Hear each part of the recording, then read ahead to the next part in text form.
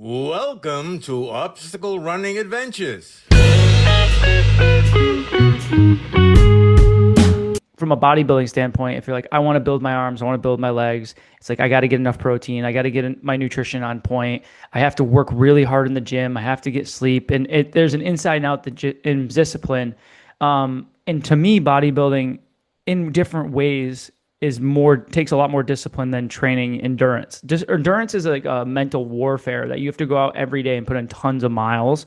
And that's the mental warfare side, but it's really like fuel your workouts, grind it out, dig it, put in the miles, and then kind of shut off. Where like the bodybuilding side, there was a different like nutritional side to it. Like you had to get the same amount of calories every day. You had to be at a surplus, enough protein. There was like a nutritional side that was like a huge piece of the puzzle.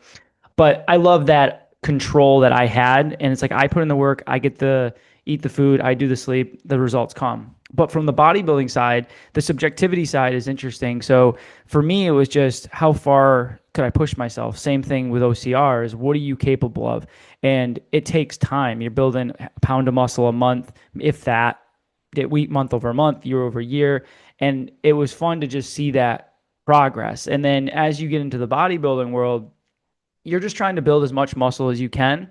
And then hypothetically, let's say you want to do a bodybuilding show and you've been working out really hard, you're looking at 16, 20 weeks, 24 weeks of tracking your calories, tracking your macros, hitting your workouts, and slowly trying to lose a half a pound to a pound a week for that extended period of time. So you have all these controls you need. What is your steps? What is your activity? How many calories you coming in? Are you getting enough protein intake? Are you fueling your workouts enough?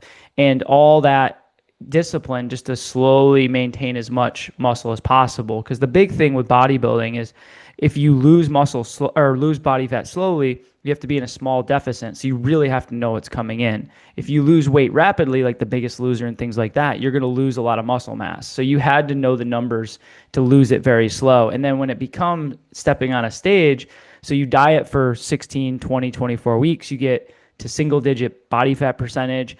And then the day of the show, you're basically in a line on a stage in a Speedo with 7, 9 other guys, maybe 27 total. My first show had 27 guys. And you're just going through the Arnold Schwarzenegger poses. And they're just judging you like how big your muscles are, how lean you are. So it's very subjective in the aspect that your physiques look different, but there's an eye to like see how much muscle you have. So one guy comes in leaner, one guy comes in bigger. Like, who do you reward? And as you do it enough, you can get like an eye for it.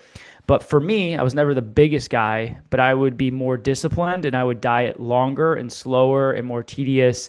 And that's how I ended up winning shows because I would step on stage in these 4 or 5% body fat range where a lot of people didn't have the discipline. They do a cheat meal. They'd eat too many calories. They missed cardio sessions. They missed workouts because it's not healthy. I think kind of like you look at these guys that do 100 milers, 200 milers, 300 milers. It's not healthy at that level, So bodybuilding, like guys, testosterone levels plummet. Your hormones are jacked up for a period of time. Your libido's gone. You're hungry. You're tired. You're exhausted. You're fatigued. And everyone's like, you look so sick. So you're getting rewarded to go into like a rough place and an unhealthy place. So a big thing, even this, and I think it goes into just endurance sports in general or fat loss journeys or body composition journeys or fitness as a whole, is how mental this is. And you have to be in such a good headspace to go into these journeys because it becomes obsessive and it can be unhealthy if you don't have a good space going in. So Right. it's subjective. But at the end of the day, if you're the leanest guy, you have the most muscle and you know how to pose, it's like stage presence. You're like a ballet dancer on stage in a Speedo, but jacked and lean. It's kind of like that thing. Yeah. It makes me think of what Josh Fiore said to my wife before World's Toughest Mudder is that like, the training's done. It's just a celebration of fitness, kind of like the show is Yeah. just that. And it happens so quick. The thing about endurance, like you said, worlds, it's 24 hours of grinding and excitement.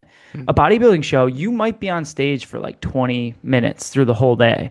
And you just did 6 months, let's say, of dieting really slow to get on a stage for a handful of minutes at a time.